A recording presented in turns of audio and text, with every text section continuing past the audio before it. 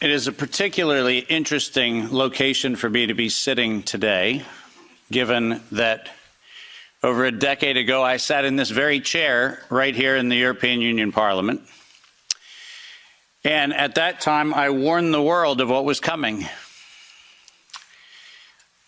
During that conversation that was hosted at the time by the Green and EFA and a number of the other parties of the European Union's various representations, we were having a conversation on whether Europe should adopt the United States policy of allowing for the patents on biologically derived materials.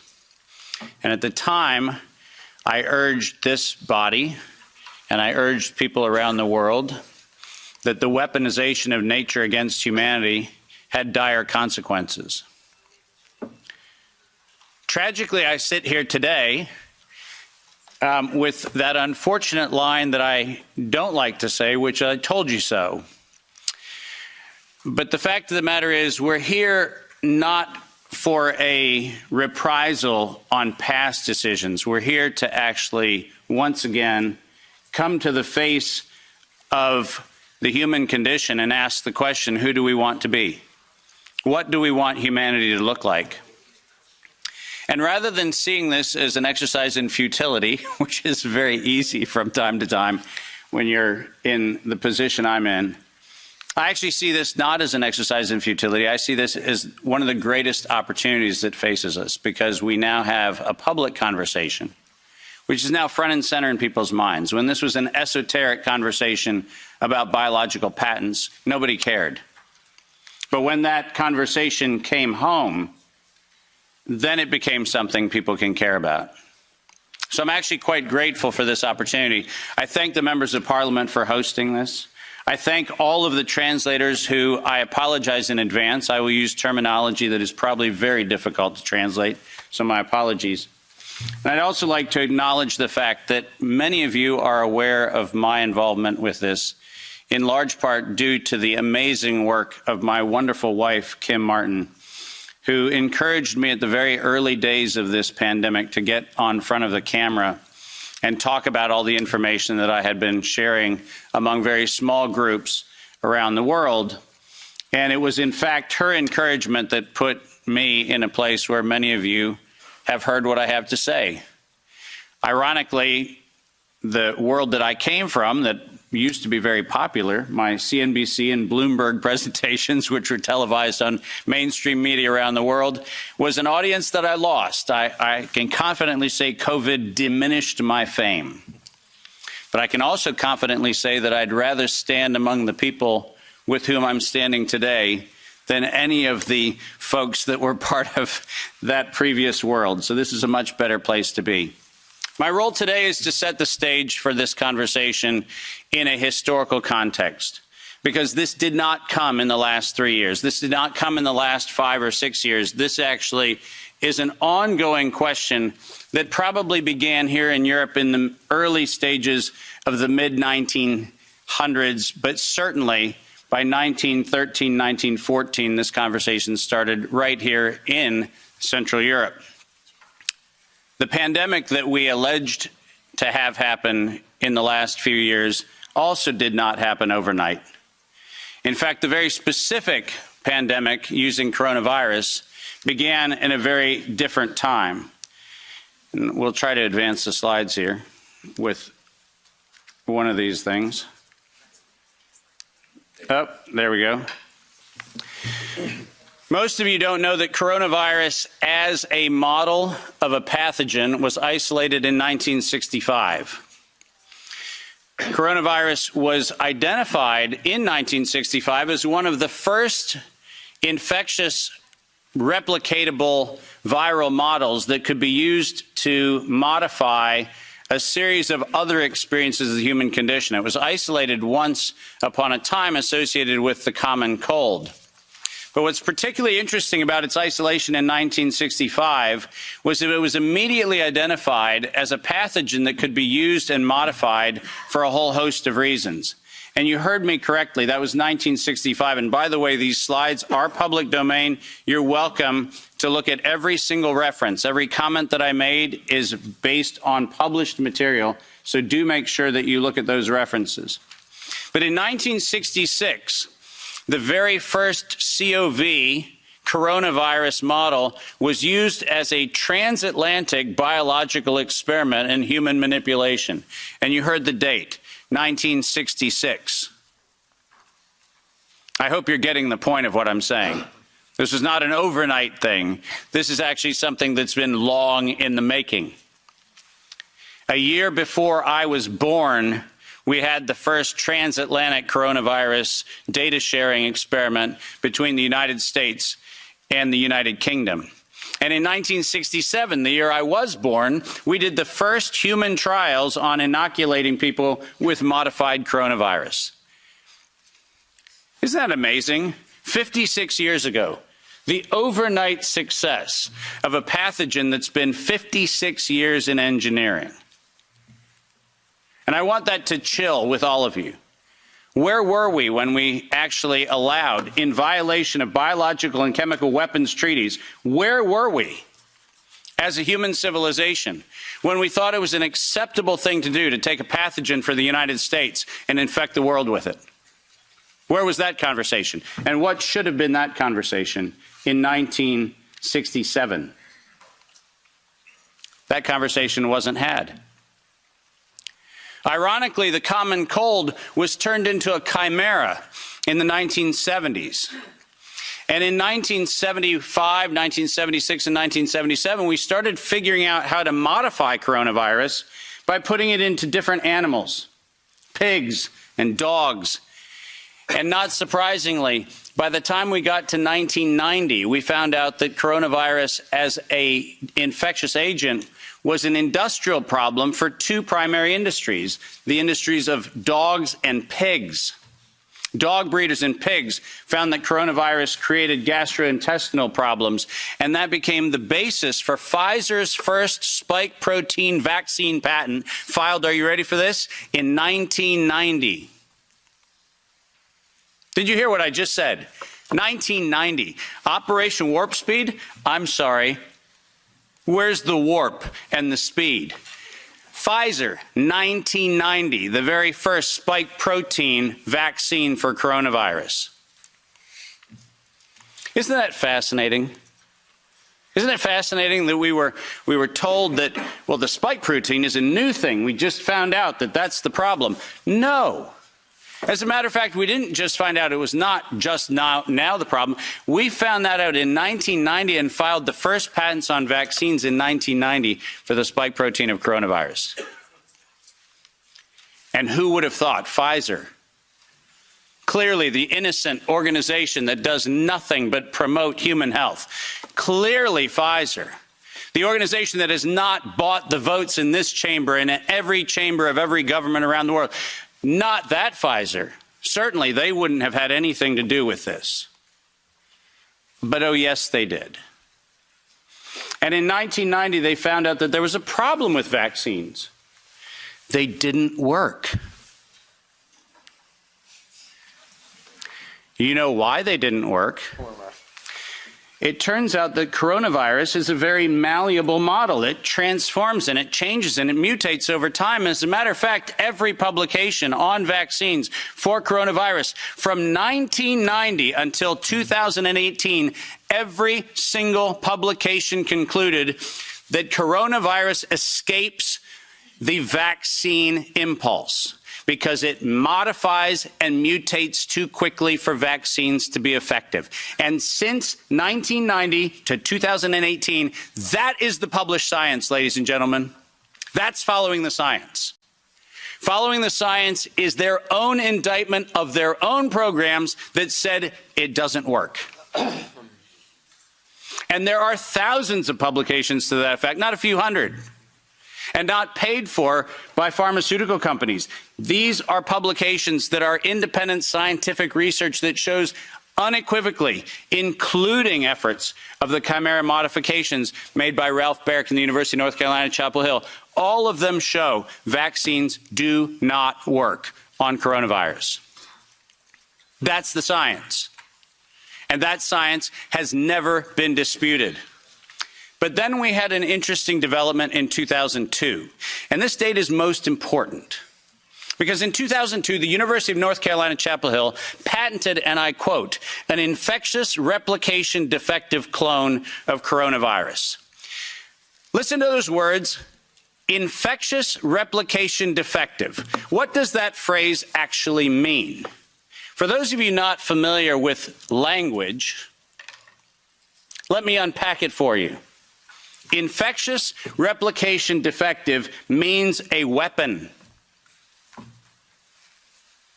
It means something meant to target an individual, but not have collateral damage to other individuals. That's what infectious replication defective means. And that patent was filed in 2002 on work funded by NIAID's Anthony Fauci from 1999 to 2002. And that work, patented at the University of North Carolina, Chapel Hill, mysteriously preceded SARS 1.0 by a year. Dave, are you suggesting that SARS 1.0 wasn't from a wet market in Wuhan? Are you suggesting it might have come from a laboratory in the University of North Carolina, Chapel Hill? No, I'm not suggesting it. I'm telling you that's the facts. We engineered SARS. SARS is not a naturally occurring phenomenon. The naturally occurring phenomenon is called the common cold. It's called influenza-like illness. It's called gastroenteritis. That's the naturally occurring coronavirus. SARS is the research developed by humans weaponizing a life system model to actually attack human beings. And they patented it in 2002.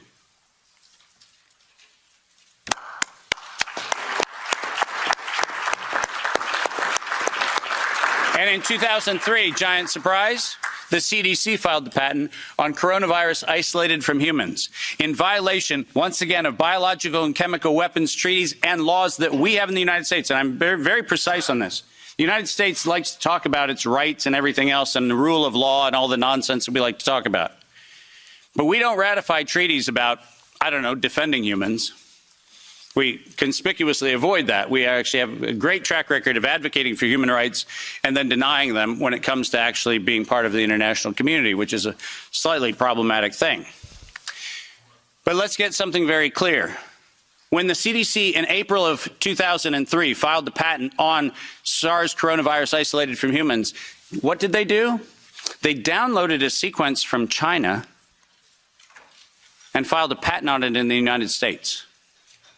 Any of you familiar with biological and chemical weapons treaties knows that's a violation.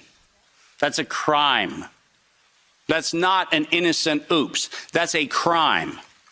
And the United States Patent Office went as far as to reject that patent application on 2 occasions until the CDC decided to bribe the Patent Office to override the patent examiner to ultimately issue the patent in 2007 on SARS coronavirus. But let's not let that get away from us, because it turns out that the RT-PCR, which was the test that we allegedly were going to use to identify the risks associated with coronavirus, was actually identified as a bioterrorism threat by me in the European Union-sponsored events in 2002 and 2003, 20 years ago.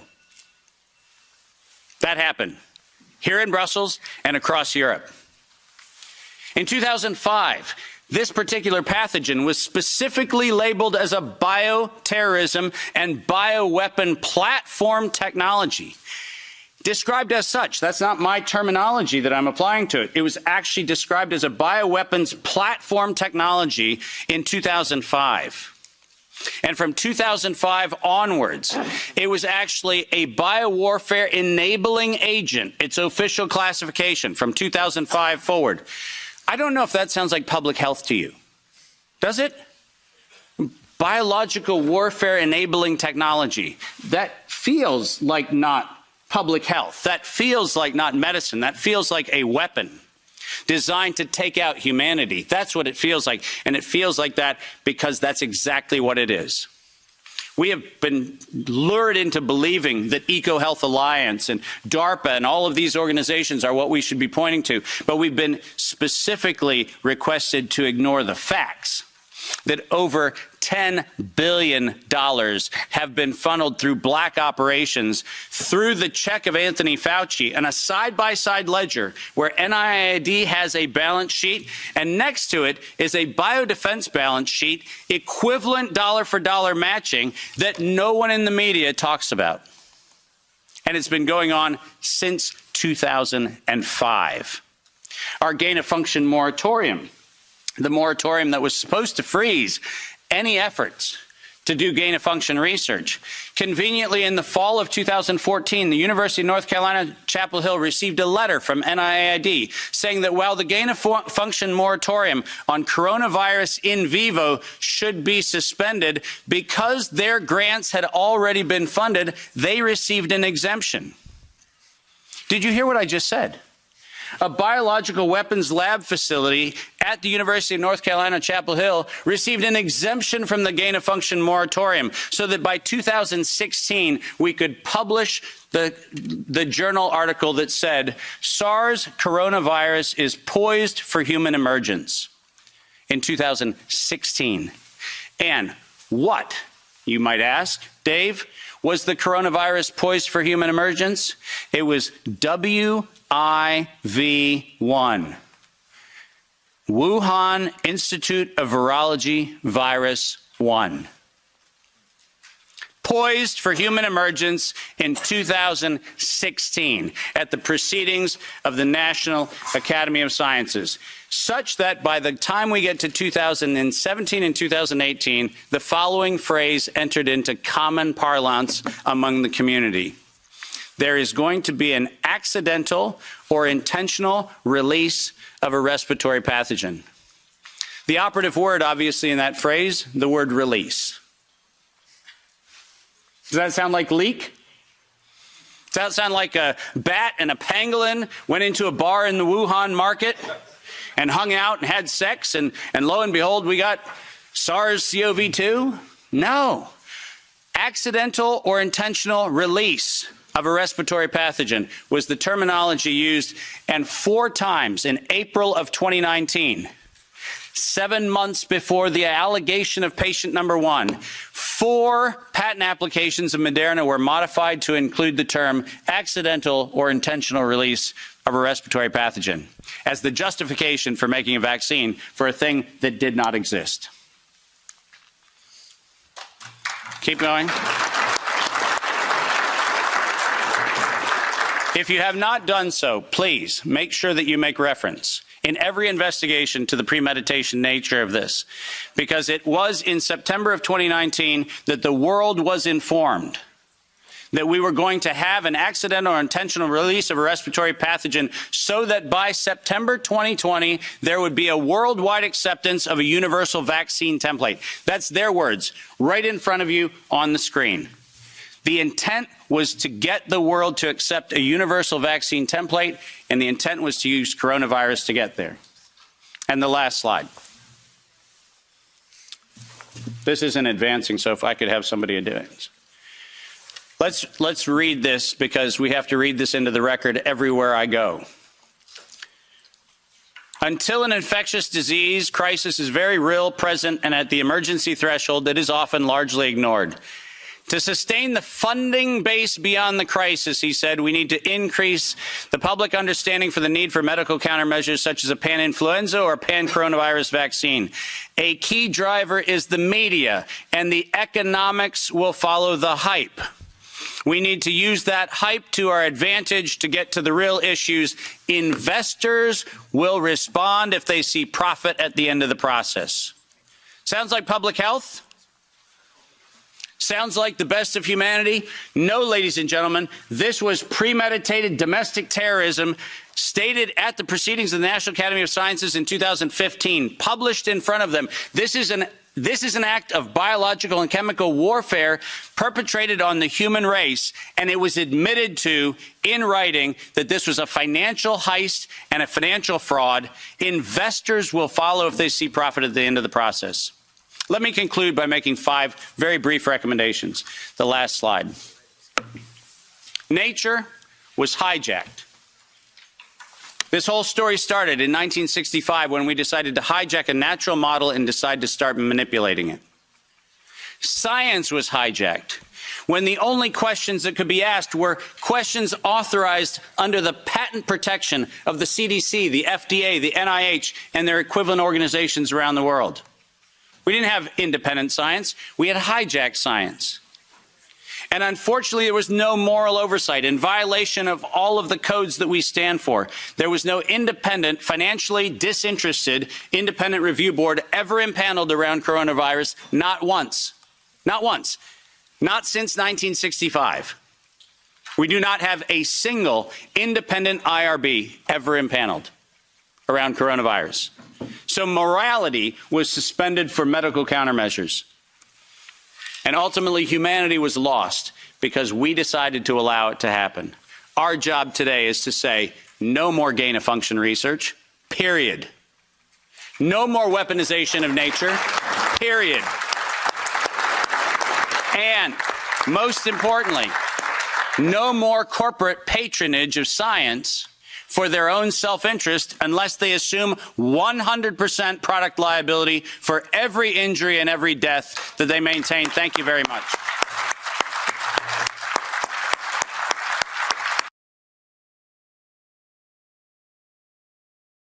I have sent to you and your team a document that is exceptionally important. This was made public in the spring of 2020. Yes.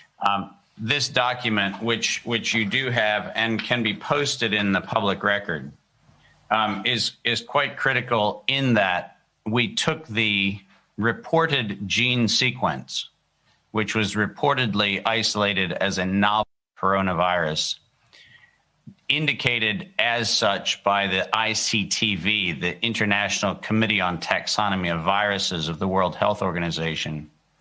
We took the actual genetic sequences that were reportedly novel and reviewed those against the patent records that were available as of the spring of 2020.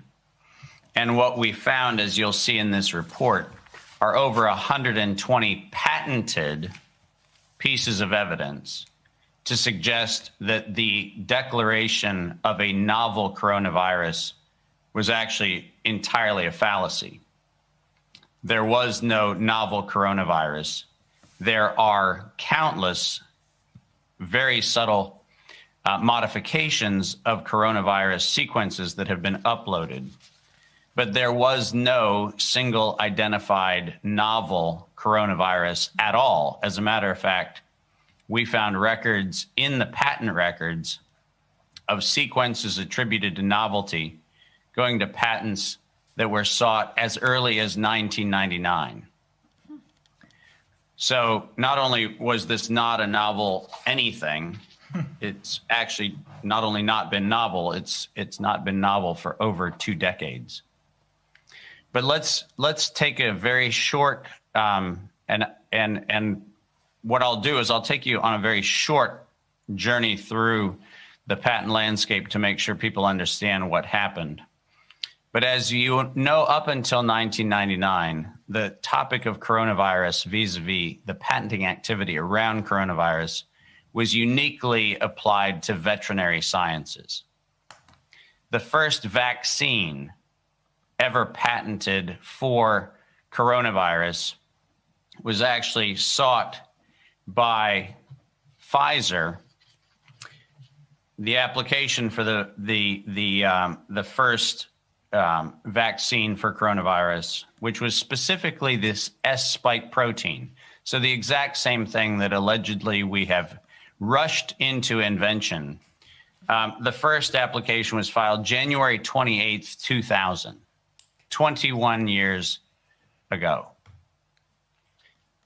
So the idea that we mysteriously stumbled on the way to intervene on vaccines is not only ludicrous, it is incredulous, because Timothy Miller Sharon Klepfer, Albert Paul Reed, and Elaine Jones, on January 28, 2000, filed what ultimately was issued as U.S. Patent 6372224, which was the spike protein virus vaccine for the canine coronavirus, which is actually one of the multiple forms of coronavirus.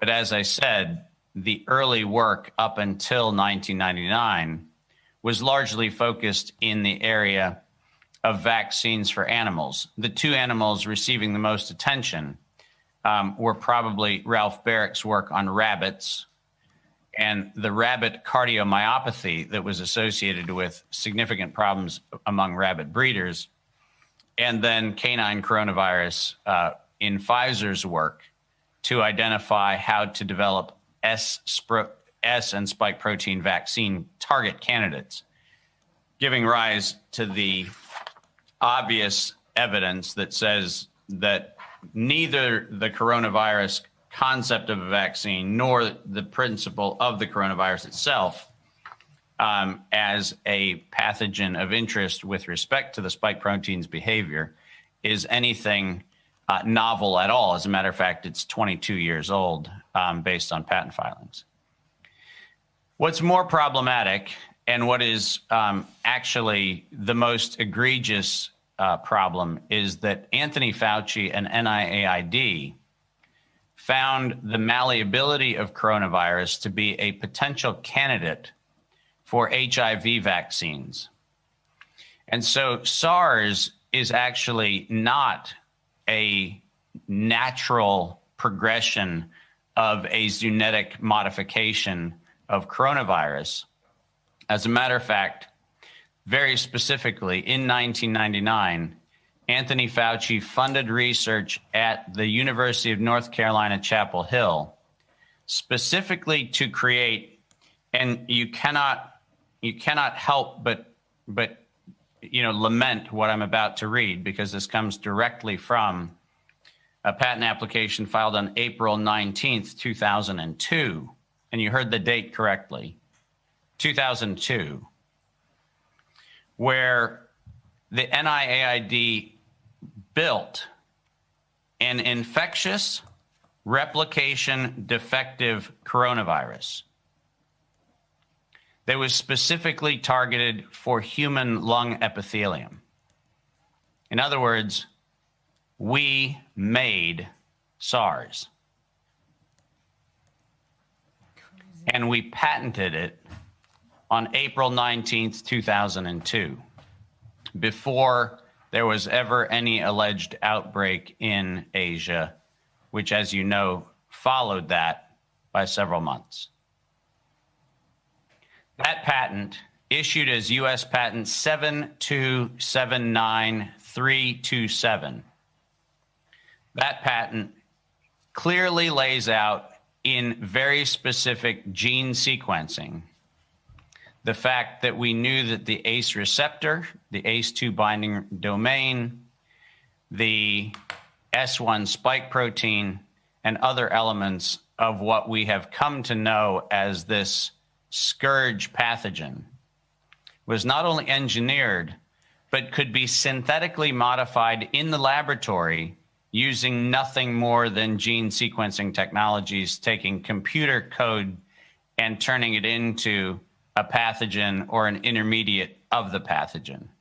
And that technology was funded exclusively in the early days as a means by which we could actually harness coronavirus as a vector to distribute HIV vaccine.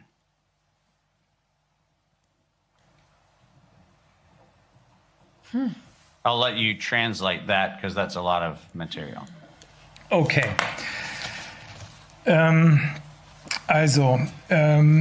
David hat eben erklärt,